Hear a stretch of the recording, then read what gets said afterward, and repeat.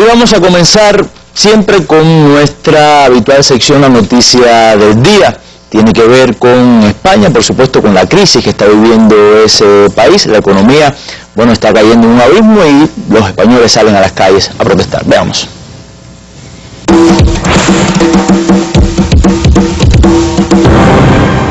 Nadie en Bruselas ha dicho que el objetivo de déficit para 2012 será inamovible, pero la Comisión Europea reclama más información.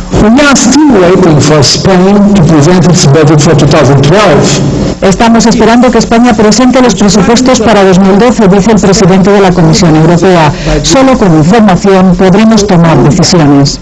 En la misma línea, el vicepresidente Joaquín Almunia admite que el incumplimiento del déficit en 2011 y la previsión de que España entre en recesión pueden abrir el debate en el Consejo Europeo. Si todavía no conocemos por qué acabó el 2011 como acabó y qué van a poner encima de la mesa las nuevas autoridades en 2012, como se nos pide que ya lleguemos a la conclusión antes de haber recorrido el camino. El Gobierno sigue preparando los presupuestos. El primer paso será aprobar el techo de gasto. Cuando las Cortes Generales aprueban ese techo de gasto es cuando el Gobierno está en disposición de hacer una propuesta interna al Gobierno sobre el gasto que van a tener los diferentes departamentos. Esta es la técnica presupuestaria. Por cierto, mucho más transparente.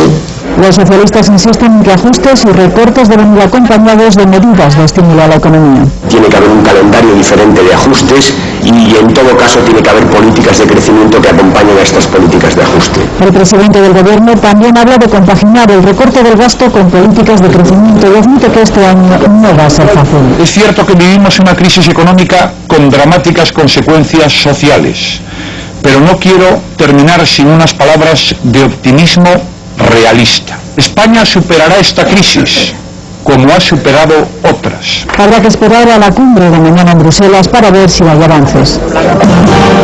Por la mañana, miles de personas tomaban el centro de Barcelona de forma pacífica para protestar contra los recortes en educación.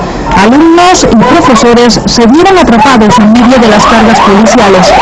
Hoy han salido a la calle para denunciar la privatización de la universidad pública. Multitudinaria manifestación también en Valencia. Allí los universitarios, con el apoyo de los estudiantes de secundaria, se han manifestado contra unos recortes que el gobierno valenciano niega. Y en Madrid, manifestación de 6 niveles a la Puerta del Sol. No aceptamos ser nosotros quienes paguemos una crisis que no hemos generado. Protestas también en Galicia, Extremadura o Aragón. Una compleja situación la que vive España, sin lugar a dudas, según la agencia Europa Press, fechada un cable este 29 de febrero, dice que el número de parados de larga duración se comprende como parado de larga duración a una persona que lleva más de un año sin empleo.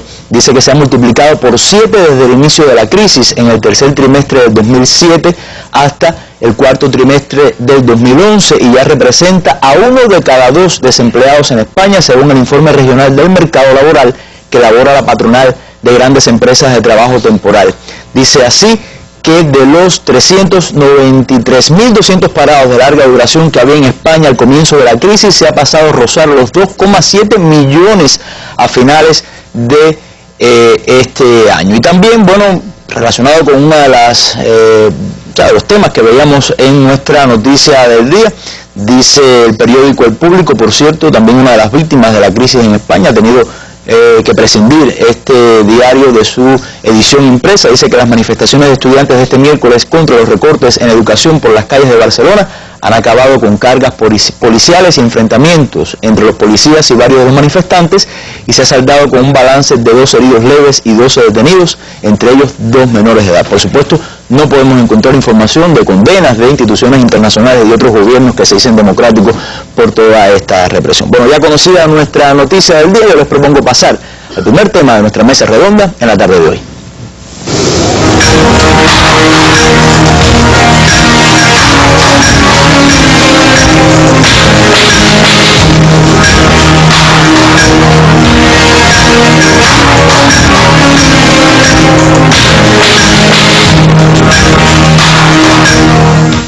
Y en medio de una crisis política, como decía al principio de nuestro programa, ya de larga data, el gobierno sirio llamó a referéndum este domingo a una nueva constitución. Veamos qué dicen las televisoras extranjeras para comenzar nuestro análisis precisamente por este tema dentro de unos minutos.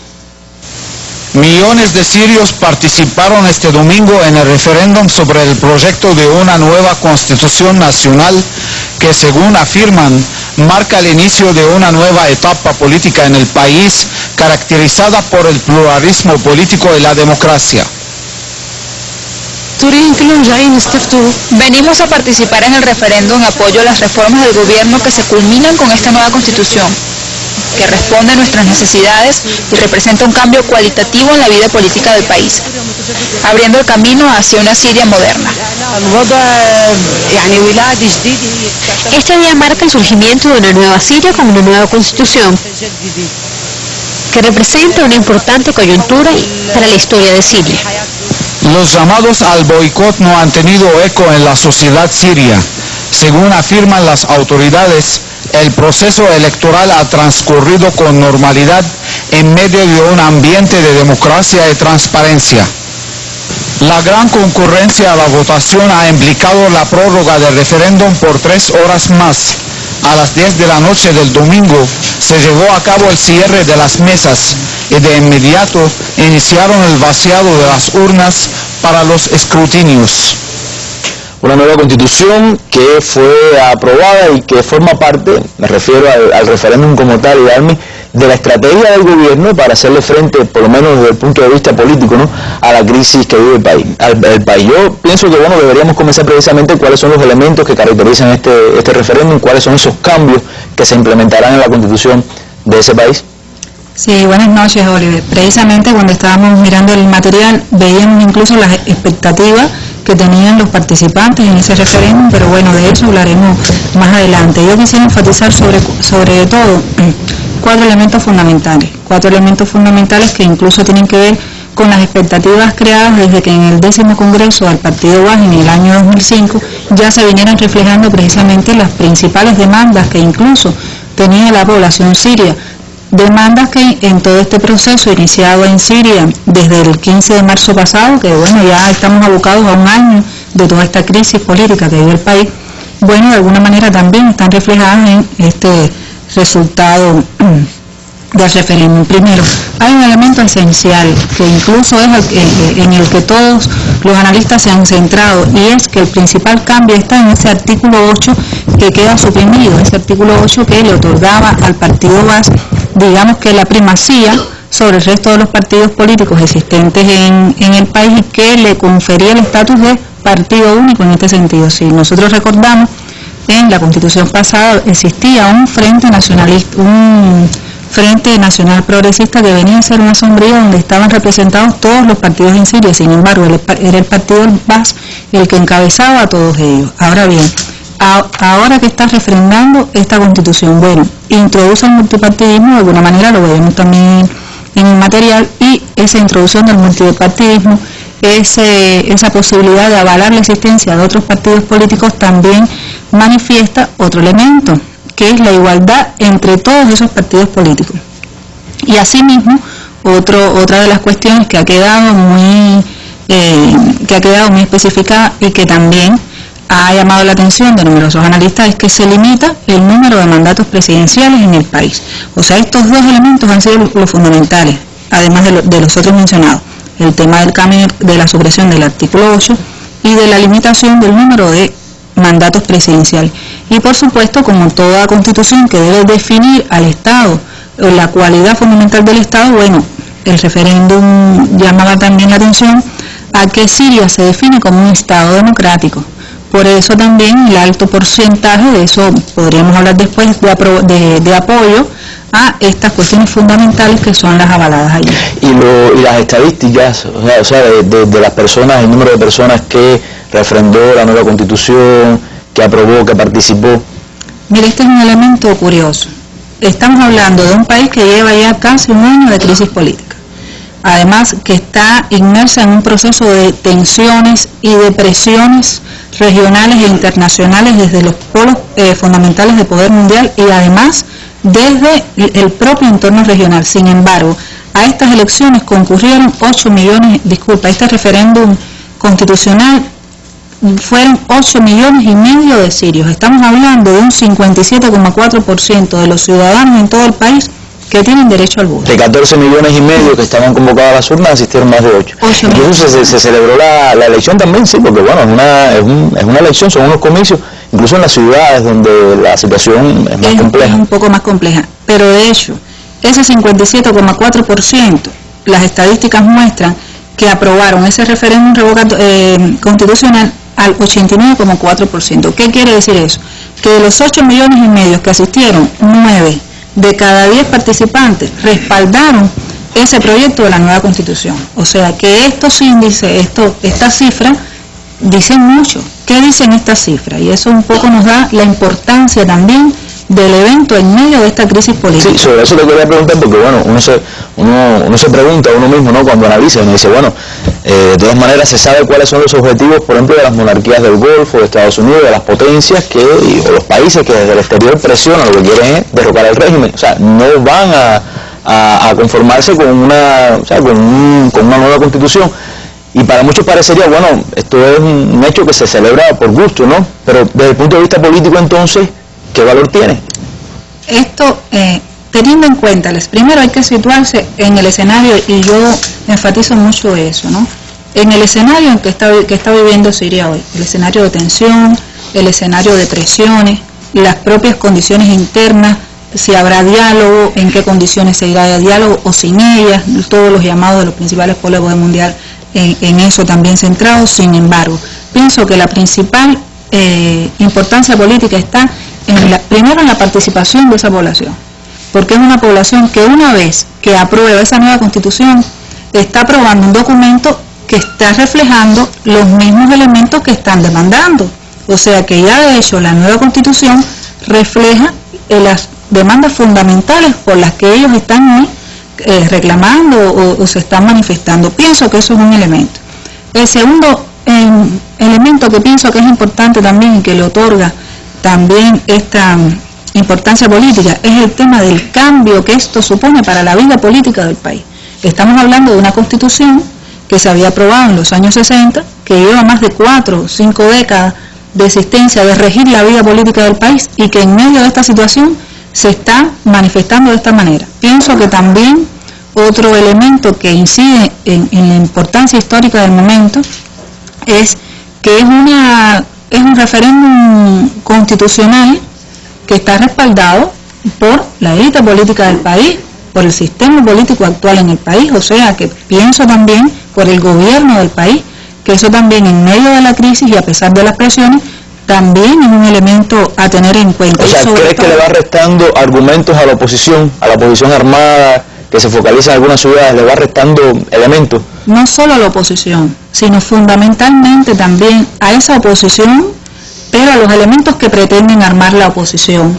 Aquellos que están clamando que Siria no quiere, no pretende ir al diálogo con la oposición. O sea, de alguna manera también les resta no importancia, pero sí, de alguna manera, está favoreciendo el camino para ese diálogo. Porque, vuelvo y te repito, si venimos a ver esos principales elementos a los que nos habíamos referido al inicio, que estaban contemplados que están ya contemplados en la nueva Constitución, porque de hecho está rigiendo desde el lunes, claro, pues responde a más de la mitad de la población siria, a sus principales demandas, y eso le resta entonces a esos poderes regionales e internacionales que quieren apoyar a esos grupos de la oposición, le están restando entonces también valor. Ahora que hablas de esos grupos y de esos poderes que están apoyando a la oposición, bueno, recordaba yo a las monarquías del Golfo, que también vivieron en su momento sus primaveras árabes y aplicaron reformas constitucionales también, y todo el mundo las dejó tranquila. O sea, no había más problema con ninguno de esos regímenes. De alguna manera, este referéndum, que ha sido más profundo que eso, pone en una situación, ¿crees tú, incómoda también a esos países? Desde el punto de vista moral, vamos a decir. Mira, me gustaría analizarlo en dos aristas.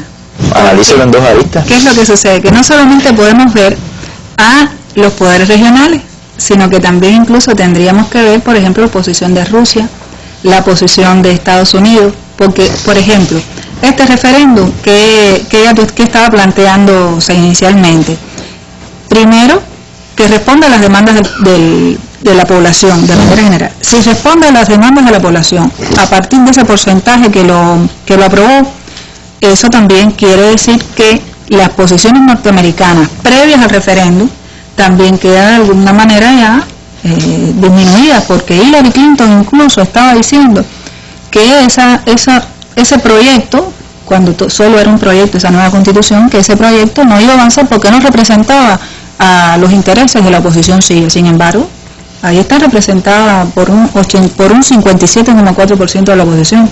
Me gustaría leer lo que dijo incluso un analista del Instituto de Relaciones Internacionales de la Academia de Ciencias de Rusia, Vladimir Solnikov. Él dijo: a algunos de nuestros socios occidentales no les conviene el gobierno de Assad. Esto también tiene que ver con nuestros socios árabes. Todas sus actuaciones y declaraciones previas al referéndum se reducían a ello. También se declaró que Rusia podría ofrecer asilo a Bashar al-Assad y a los miembros de su familia.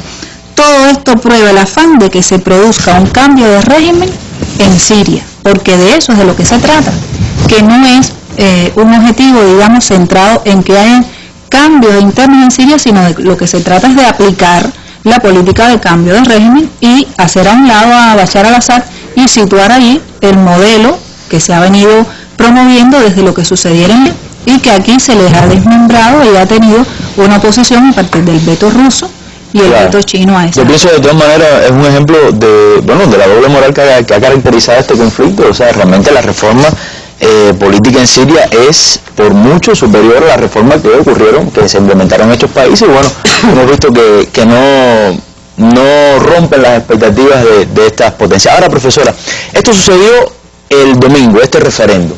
Sin embargo, 2 días antes, el viernes, se celebraba en Túnez una conferencia con un nombre para muchos muy cínico, o sea, la conferencia de Amigos de Siria, y lo que demostró la conferencia fue que esos que pretenden ser amigos de Siria no son tan amigos entre ellos.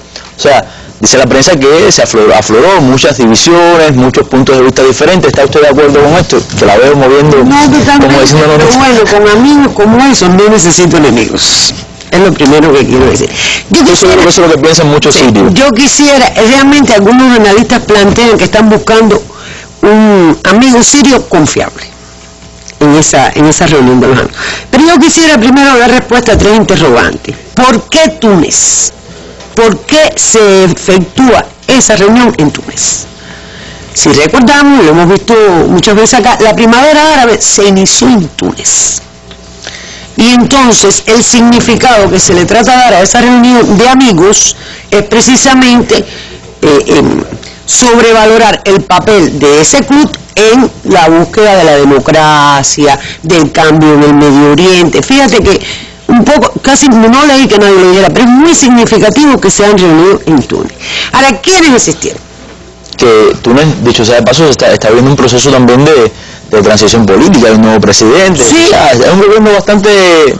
Hemos analizado acá cómo se han dado esos tránsitos. Pero bueno, yo quiero llamar la atención sobre eso, por el significado que puede tener que tú vayas a efectuar una reunión, fíjate, para buscar la democracia e ir en contra de la violación de los derechos humanos de un país árabe, en el primero en que se inició la primavera árabe, que ha sido un movimiento extraordinario desde el punto de vista de las acciones populares y también desde el punto de vista de las acciones reaccionarias.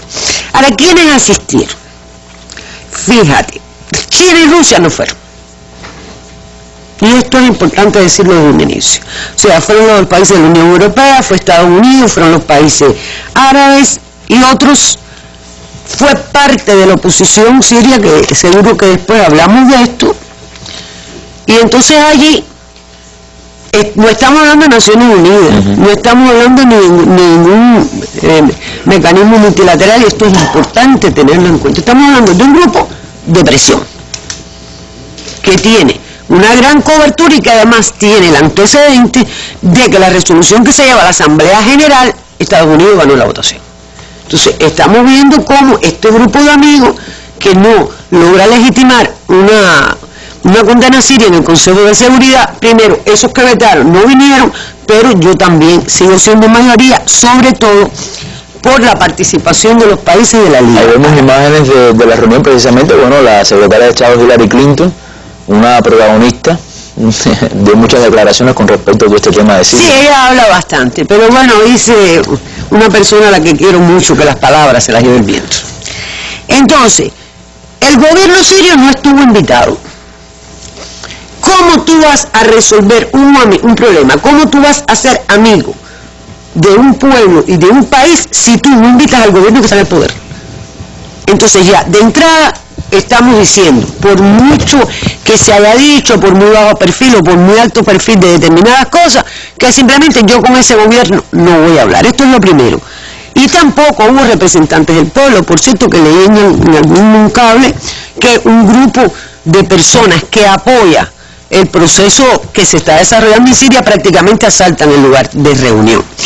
Y en medio de esto leía, tanto en Washington como Irán, de distintos analistas, y un poco viendo lo que decía Dalmi anteriormente, se plantea que en el caso de Siria, a pesar de casi un año de esta situación de inestabilidad, que incluye lo que pueden ser las manifestaciones en contra del gobierno, pero que incluye, reconocido ya por esa oposición, el apoyo por la frontera de armamento, etcétera, etcétera, entre un 60 y un 65% de personas que apoyan el proceso.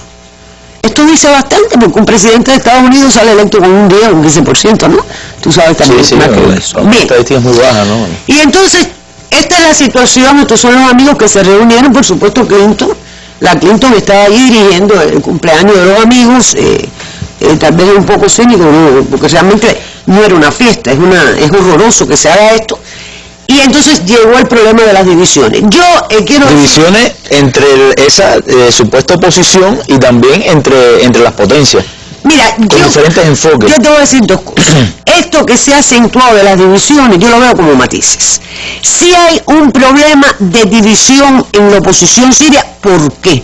Porque las potencias han priorizado al Consejo Nacional Siria, que se funda afuera, que es al calco del libio, que por cierto Libia enseguida lo reconoció, y entonces otros grupos que se han conformado, sobre todo el Comité de Coordinación Nacional, no fue. Intentó sabotear la cita. Por supuesto, pero ¿qué sucede?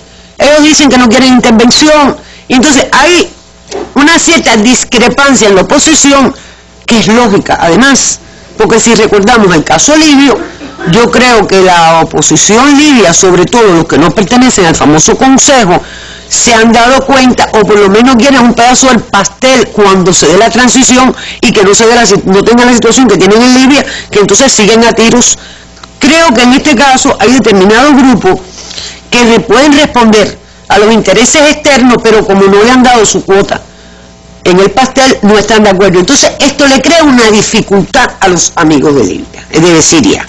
¿Por qué? Porque ellos necesitan, para no pasar por lo de Libia, y además porque en esa oposición hay componentes de todo tipo, incluyendo el religioso, hermandad musulmana, sí, bueno, la cadera. Esa organización, uno de los argumentos que da es que los hermanos musulmanes pertenecen a ese Consejo Nacional Sirio y que bueno, tienen sus reservas con... Sí, porque ellos no quieren un régimen de corte islámico. Claro, los hermanos musulmanes dicen que no, que ellos lo que quieren es un régimen democrático.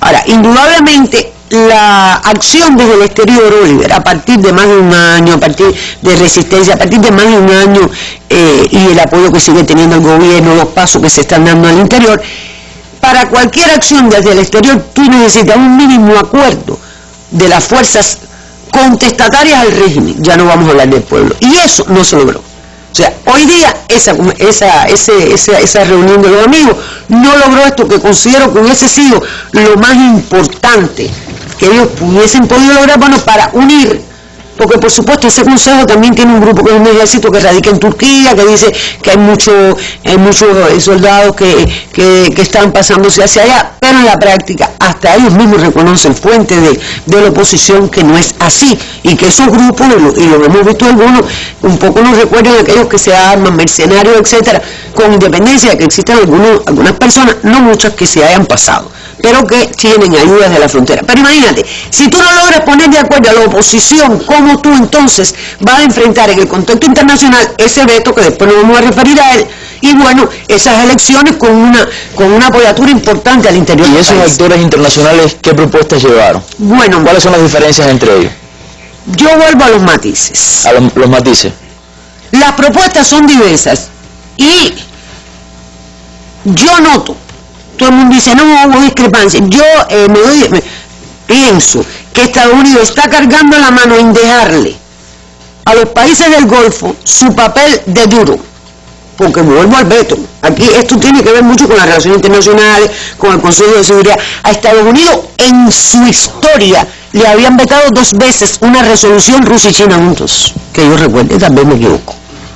Entonces hay una postura muy fuerte de los países del Golfo donde sobresale Arabia Saudita, Qatar y el propio Túnez. Y entonces yo quisiera leer, si tú me lo permites, por acá el enviado de Arabia Saudita se fue indignado.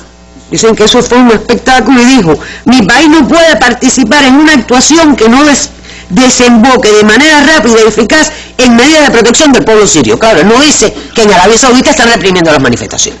En Siria sí tiene que haber democracia, en Arabia Saudita no. Arabia Saudita pidió una invasión, una intervención, apoyo a esos grupos y, por supuesto, Qatar y Túnez, increíble, dijeron que van a propusieron crear una fuerza árabe para mantener la paz y la seguridad. Ahora, en su opinión, porque los europeos, por ejemplo, son partidarios de aumentar las sanciones económicas. Sin embargo, estas monarquías del Golfo son partidarias de la intervención armada. Eso dice. Esto es una pregunta un poco compleja, ¿no? Porque, bueno, hay que especular un poco, sí, ¿no?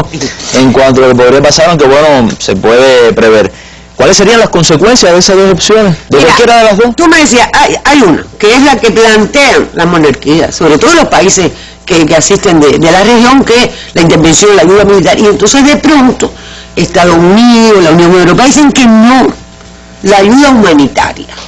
Claro, la Clinton dijo, no, pero se puede llevar un tribunal Bashar al-Assad por los asesinatos. Entonces, hay un cambio de tono y el papel de la responsabilidad de la acción en contra de Siria la tienen los árabes.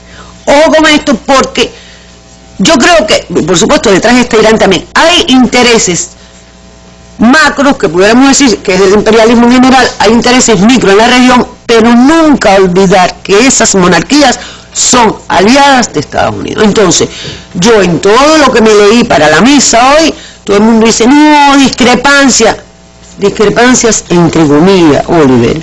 Yo creo que, y después lo podemos ver, Estados Unidos tiene que ganar tiempo. Ahora bien, sí, eso es lo que plantea la Unión Europea, más sanciones, dilataron el tiempo, el corredor, y entonces en una evaluación final no hay cohesión interna. Solo voy a referirme a algo. En algunos lugares leí los resultados, ni fracaso ni éxito, y yo preguntaba, ni fracaso ni éxito con respecto a qué. No se pusieron de acuerdo, yo creo que no se pusieron de acuerdo, sobre todo por la situación interna, por la postura de Rusia y China, y porque Estados Unidos y la Unión Europea parece que han decidido ser más cautelosos mientras le dan un protagonismo mayor a los países de la región. Bueno, en esta reunión apuntaba usted que no participaron instituciones como tal, ¿no? Sino países, grupos de presión, pero las instituciones no han estado al margen de la situación. Por supuesto, en la propia Suiza, en Ginebra, en el Consejo de Derechos Humanos, el tema sirio se está analizando. Yo les propongo ver este material, este reportaje, y estar de regreso dentro de unos minutos para hablar sobre este tema con Iván Mifruki. Considerando que todo lo que sostiene esta sesión alimenta las llamas del terrorismo y prolonga la crisis en mi país, al expresar un mensaje de respaldo a través de la sesión a los grupos armados y considerando el hecho de que los conceptos de protección e intervención humanitaria están siendo manipulados de manera flagrantes por razones políticas, mi delegación declara su retirada de este debate estéril. También declaramos que no reconocemos la legitimidad de la sesión ni la legitimidad de cualquier resolución maliciosa y prejuiciosa que puedan tomar. Gracias. En señal de protesta, el funcionario sirio abandonó el plenario. La ONU estima que más de 5.000 personas han muerto desde que inició la crisis política y social en ese país árabe. En la sesión, la alta comisionada de la ONU para Derechos Humanos, Navi Pillay, minimizó los pasos dados por autoridades sirias para solucionar el conflicto y amenazó con llevar al gobierno de Damasco a la Corte Penal Internacional. El Consejo de Derechos Humanos de Naciones Unidas va a votar mañana un proyecto de resolución que quiere condenar al gobierno sirio. Una vez más, se lo acusa por una supuesta violencia ejercida por parte del Ejecutivo. La resolución es presentada por Qatar y contaría hasta ahora con el respaldo de 54 países, entre los que no está ningún país latinoamericano. Siria reitera que el único objetivo de este periodo de sesiones es potenciar la crisis en el país con medidas de apoyo a grupos armados. Considera como un intento de intervención extranjera el rechazo occidental hacia el referendo constitucional que tuvo lugar el pasado domingo. Lo importante, yo creo, Yalmi, de estas instituciones internacionales, sobre todo de la ONU y su dependencia, es que es el camino por el cual están apostando muchos, por esos visos de legitimidad que quieren darle al tema. Pero ¿cuál es el movimiento en estas instituciones? ¿Qué es lo que se está planteando? ¿Cuáles son las iniciativas que se están llevando a cabo?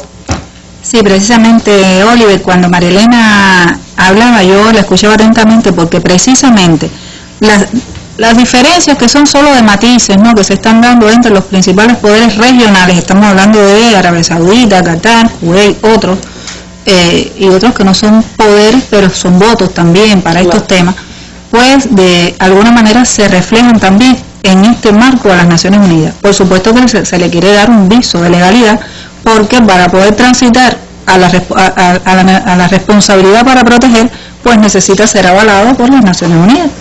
Ahora, ¿cómo se está haciendo esto? Pues en todos los campos posibles en ese terreno. Por ejemplo, en el Consejo de Derechos Humanos de las Naciones Unidas, ¿qué se está dirimiendo? Bueno, se está dirimiendo precisamente, se hizo una reunión que el tema fundamental consistía en analizar la situación siria.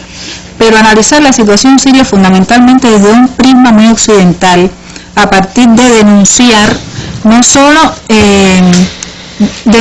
no lo que estaba sucediendo realmente en el terreno, sino que hay violencia, ¿no?, sin ver todas las partes involucradas en ello, sino que solo se refería a la violencia del gobierno sirio.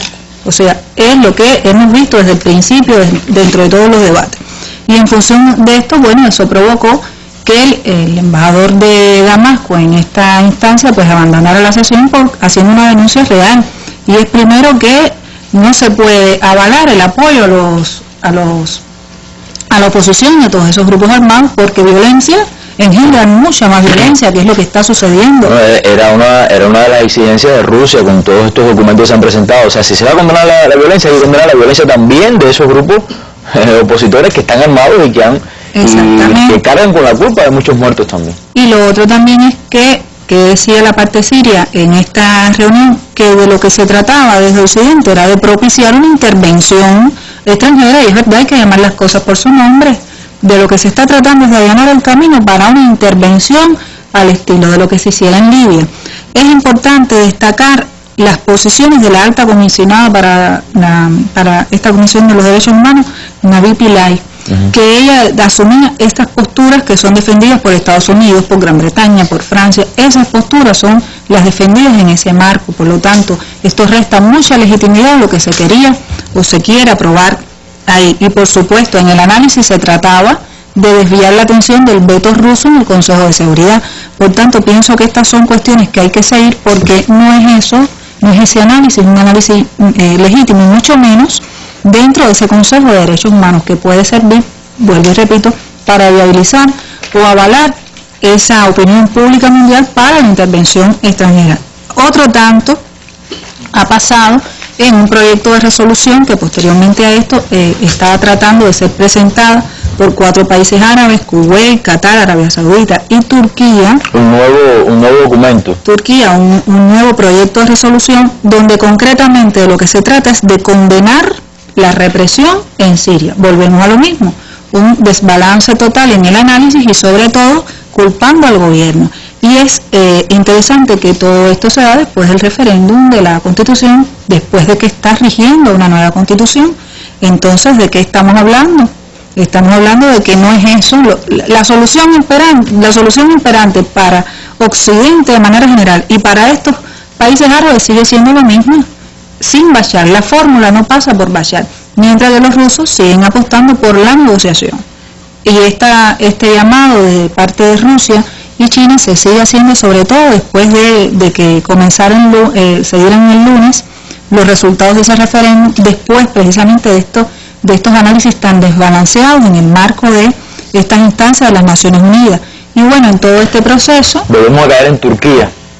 En todo este proceso, a eso iba a destacar el papel de Turquía, que cada vez se hace mucho más ascendente su nivel de participación en el escenario sirio, cada vez asume una postura mucho más definida y declarada al lado de los poderes regionales, y que hay que seguirle porque si nosotros viéramos, por ejemplo, hoy un mapa sobre dónde están los principales focos de tensión en Siria, concretamente veríamos que más hacia el norte, en la frontera con Turquía, en la región de Idisa, un nombre así aproximadamente, se están dando hoy enfrentamientos importantes, una zona fundamentalmente cristiana, además, y está en la frontera, como vemos, en la frontera turca, y más hacia abajo, en la zona de Homs y en la zona de Hama, que también un poco más hacia el sur, que ahí también se están dando los principales problemas, y estamos viendo también que es en lugares fronterizos. ¿De qué estamos hablando? De que no por gusto en estos medios de las Naciones Unidas, fíjense, en la frontera con Turquía y más hacia abajo, frontera con Líbano, también se están... muchas de esas fronteras son muy porosas, según tengo entendido, casi incontrolables, ¿no? Muy incontrolables de poder medir el tráfico incluso de armas que puede haber ahí. Exactamente. Fíjate que no por gusto en estos lugares que te señalé es donde están los principales focos de tensión. Por eso se ha llamado a que sí se va a armar a la oposición, y eso constantemente es lo que se está denunciando en estos foros de las Naciones Unidas. Concretamente, denunciar este objetivo por Occidente de apoyar a los grupos armados. Y esto coincide, volvemos a lo que veíamos en el mapa, aquí están los principales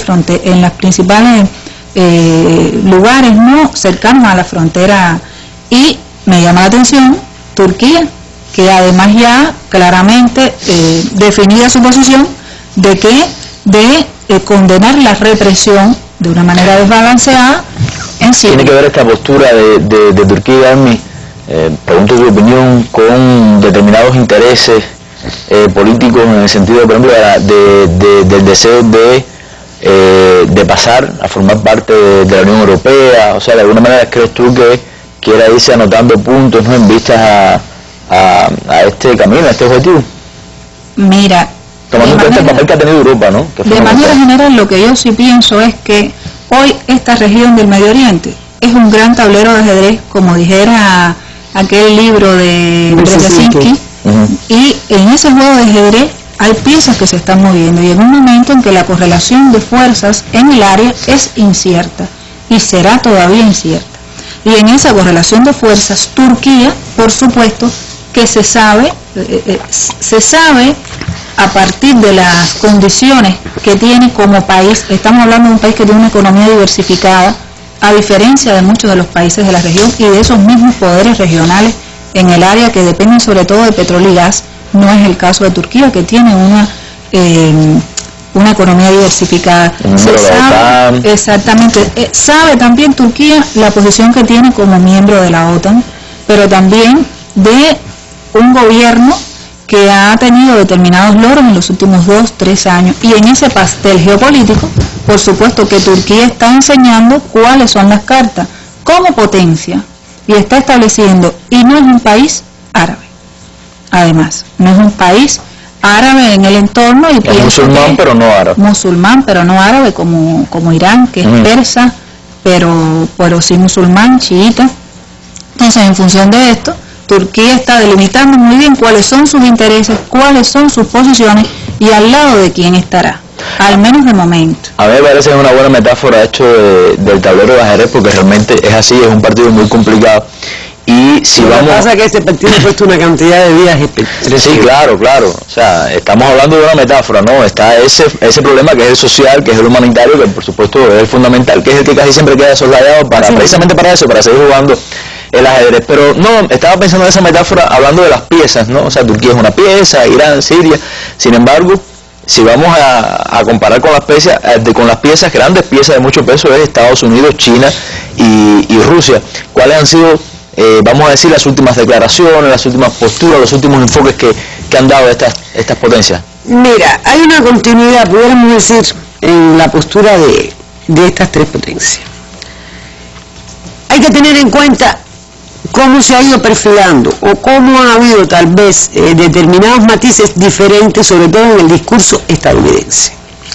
Y esto tiene mucho que ver con el propio contexto interno que se ha abordado acá y que, como me recordaba, bueno, no se logra una unidad de la oposición, se mantiene la resistencia. Hay un factor regional que no hemos dicho, que es que hay un acercamiento importante a partir de todas las sanciones que se le han impuesto a Siria, entre Irán y Siria, o sea, el Tratado de Libre Comercio, etcétera. Hay un factor regional también que es una mayor agresividad, incluyendo a Turquía, y brevemente me quiero referir a Turquía. Turquía nunca fue aceptada en la Unión Europea, porque es islámica, porque es emisora de migrantes. Sin embargo, Turquía, antiguo centro del Imperio Turco, es el centro un poco de lo que fue la revolución de Atatürk, del poder laico. Inicialmente con Erdogan se dijo que se podía ir de nuevo al poder islámico, y es muy interesante seguirle la pista porque Turquía inicialmente tuvo una postura anti-israelí. ¿Recuerdas la flotilla? Y no dejó que hiciera determinadas acciones, y ahora de pronto entonces es el puntero, es un miembro de la OTAN que puede tener un papel esencial. Yo creo, Oliver, que puede tener que ver con entrar a la Unión Europea, o tiene que ver con el hecho de decir, yo puedo desempeñar el papel de líder en esta región. Entonces es importante seguir los pasos. Ahora, hay algunos antecedentes antes de pasar ya a la pregunta que me hacía. Tenemos que ver que los organismos internacionales, Estados Unidos ha tenido éxito en la Asamblea General, ha fracasado 2 veces en el Consejo de Seguridad. Hay propuestas para el Consejo de Seguridad, lo hemos visto, y lo más probable es que Estados Unidos trate de bajar el perfil en lo que se vaya a aprobar para después hacer lo que hizo en Libia. O sea, un poco comprometer a Rusia y China, que están diciendo, no, vamos a las negociaciones, entonces bajar la parada en lo que se va a establecer en la resolución y después se pueda violar. Pero esta cantidad de resoluciones, esta cantidad de debates que se llevan en diferentes ámbitos, tanto grupos de presión, o sea, países y grupos, como por ejemplo en el Consejo de Derechos Humanos, de alguna manera no también son presiones sobre China y Rusia. ¿No se está tratando también de alguna manera, cree usted, de aislar? Sí, puede ser. Que es un momento de decir, bueno, ya... no creo, bueno, yo no creo, me puedo equivocar, que ya después que Rusia y China han dicho lo que han dicho, voy a rápidamente decir lo que han dicho, y la postura que han asumido, no creo que esas presiones, sobre todo por la falta de respeto. Mira, los chinos son muy cuidadosos en responder a determinadas cosas, su política exterior son muy cuidadosos. Por ejemplo, cuando le preguntan al vocero de China sobre lo que Hillary Clinton había dicho con respecto a la postura china, él dijo, Juan apuntó que China no puede aceptarla en absoluto, porque China es un país que no puede permitir que Hillary Clinton prácticamente le falte el respeto a China y a Rusia, porque entonces tendríamos que ir a los poderes, a las piezas de ajedrez, a quién es el rey, a quién es la reina, a quiénes son los caballos y quiénes son los peones. Entonces, hay otras cosas importantes, ya yo voy a llegar, que me han llamado la atención, que son matices, pero que un poco que adornan esta complejidad. Ojo, recordar siempre que Estados Unidos tiene su poder inteligente, zanahoria y garrote, y que ha ido variando, y que tiene una situación, elección que viene, una situación Europa también de crisis, y entonces, mira qué interesante, la OEA acaba de plantear que Irán tiene escaso uranio para alcanzar la cantidad requerida para una carga nuclear. Mira tú qué interesante en medio de todo esto, bajo. Y después de haber dicho tanto. ¿Te das cuenta? Entonces de pronto a Putin le hacen un atentado por allá que todavía no se sabe lo que significa, pero antes se había dicho que Putin había hecho trampa en las elecciones. Entonces, todo esto yo lo vincularía, y entonces, ¿qué hace Estados Unidos? Yo pienso que Estados Unidos sigue liderando esto, pero ha tratado de bajar el perfil, de darle protagonismo a los demás, y entonces Hillary plantea que bueno, que sí que se puede llevar al presidente de Siria a la Corte Internacional, porque fue un criminal de guerra. Hay una entrevista que le hacen a ella muy interesante, que le preguntan si puede haber una invasión a Siria, y ella dice sí, pero no sabría, tendría que tener en cuenta qué cosa significa eventualmente, porque encima de todo esto, o sea, están todas las cartas. Hay otras declaraciones de ella misma diciendo que no apuestan por una invasión armada, por una intervención armada, pero apoyarían a los países que la... Por supuesto, ella dice, no sabía definir eventualmente. Entonces, volvemos al lenguaje, rebuscado de, bueno, nosotros no queremos matar a Gaddafi y después lo asesinan, un poco en este tono. Entonces, Oliver, Rusia y China, ya para concluir, han planteado su postura. Ellos siguen abogando por la conversación, ellos siguen abogando por que se le den los mismos derechos tanto al gobierno como a la oposición, ellos siguen apoyando esta necesidad de llegar a un acuerdo, ellos siguen apoyando por, como dice China, tener un papel más positivo, más constructivo, y realmente cuáles son los objetivos, cuáles son los mecanismos, cuáles son los efectos para Siria y para la región. Y bueno, sí debo decir que en determinadas declaraciones de Putin en su campaña preelectoral... Dicho sea de paso, profesora, bueno, Putin sí, primer ministro, candidato a la presidencia y casi seguro próximo presidente. Él no lleva la política exterior, pero él está haciendo su campaña. Entonces, él, acerca del problema sirio, en un artículo preelectoral, no lo voy a leer de todo por un problema de tiempo, él dice, y cito, lo principal es no permitir que se desate una guerra civil a gran escala.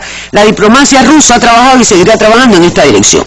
Respecto a esto, y considerando la dura reacción de Estados Unidos, casi al borde de la histeria, ante el veto ruso-chino, digo yo que además tienen ese derecho, quisiera advertir a nuestros colegas occidentales contra la tentación de usar un esquema ya aprobado anteriormente. Si hay una aprobación del Consejo de Seguridad para una u otra opción, bien. Si no, crearemos una coalición con los estados interesados y atacaremos. Dejo abierto que puede pasar. Yo dije ya en una mesa que no se está jugando el destino de Medio Oriente ni de Siria, se está jugando el destino del sistema internacional, de la correlación de fuerzas, de el reafirmar la unipolaridad o la transición o llegar a la multipolaridad, pero indudablemente quien está en este momento sufriendo todas las consecuencias de esto que estamos analizando es el pueblo sirio y el iraní. Además, que también, aunque la OEA dijo que no va a construir la bomba, cada rato hacen así y vuelven a subir. Palabras muy contundentes las de Putin, y seguramente en Bruselas y en Washington se leyeron con ese detenimiento y esa calma con la que usted las leyó. Bueno, hemos llegado al final de este primer momento de la mesa redonda. Le agradezco mucho a la doctora María Elena y a la máster Idalmi Frux por haber estado junto a nosotros esta tarde analizando el tema sirio. Me parece que hemos dado bastantes elementos, ¿no? Y hemos de alguna manera actualizado todo lo sucedido en ese país árabe o en torno a ese país árabe. Pasamos ya entonces al segundo momento de la mesa redonda.